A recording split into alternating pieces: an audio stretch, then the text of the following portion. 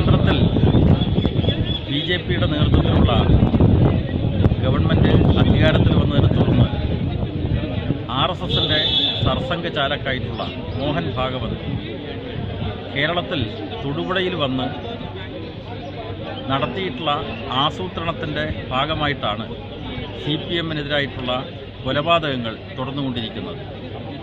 ഏറ്റവും ഒടുവിൽ പാനൂരിനടുത്തുള്ള വടക്കേപ്പുഴൂരിൽ CPM പ്രവർത്തകനായിട്ടുള്ള സഖാവ് വിനോദ് കൊല ചെയ്യപ്പെട്ടത് ഇത്തരമൊരു പദ്ധതിയുടെ ഭാഗമായിട്ടാണ്.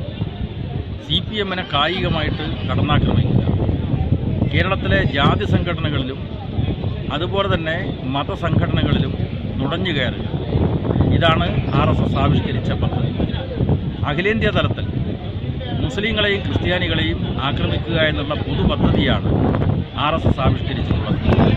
അങ്ങനെ മതഭ്രാന്തി ശക്തിപ്പെടുത്തി ഒരു ഹിന്ദു വോട്ട് ബാങ്ക് രൂപപ്പെടുത്തി രാജ്യത്തിൻ്റെ അധികാര കസേര ഉറപ്പിക്കുക എന്നതാണ് സംഘപരിവാരത്തിൻ്റെ പദ്ധതി.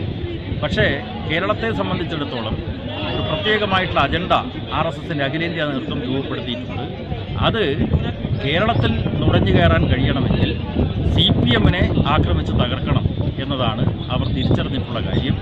അതിൻ്റെ അടിസ്ഥാനത്തിലാണ് കഴിഞ്ഞ 40 വർഷത്തിനിടയിൽ 200 CPIM പ്രവർത്തകന്മാരെയാണ് RSSകാർ കശാപ്പുന്നത്.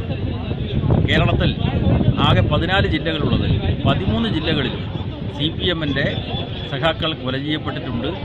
അതിലേറ്റവും കൂടുതൽ ആളുകൾ കൊല ചെയ്യപ്പെട്ടിട്ടുള്ളത് കണ്ണൂർ ജില്ലയിലാണ്. കേരളത്തെ തകർക്കണമെങ്കിൽ കണ്ണൂരിലെ CPMനെ തകർക്കണം എന്ന തിരിച്ചറിവിൻ്റെ അടിസ്ഥാനത്തിലാണ് കണ്ണൂർ ആക്രമണത്തിൻ്റെ ലക്ഷ്യമായി മാറിയിട്ടുള്ളത്. ആ തരത്തിൽ CPMനെ ലക്ഷ്യമിട്ടാണ് കേരളത്തിലെ ആക്രമണങ്ങൾ. അതുകൊണ്ട് ജനാധിപത്യവും മതനിരപേക്ഷതയും പുലരണമെന്നാഗ്രഹിക്കുന്ന എല്ലാവരും കേരളത്തിൽ RSS നടത്തിക്കൊണ്ടിരിക്കുന്ന CPM വിരുദ്ധ വേട്ടയുടെ അപകടം മനസ്സിലാക്കണം എന്നാണ് എനിക്ക് ജനങ്ങളോട് പറയാനുള്ളത്.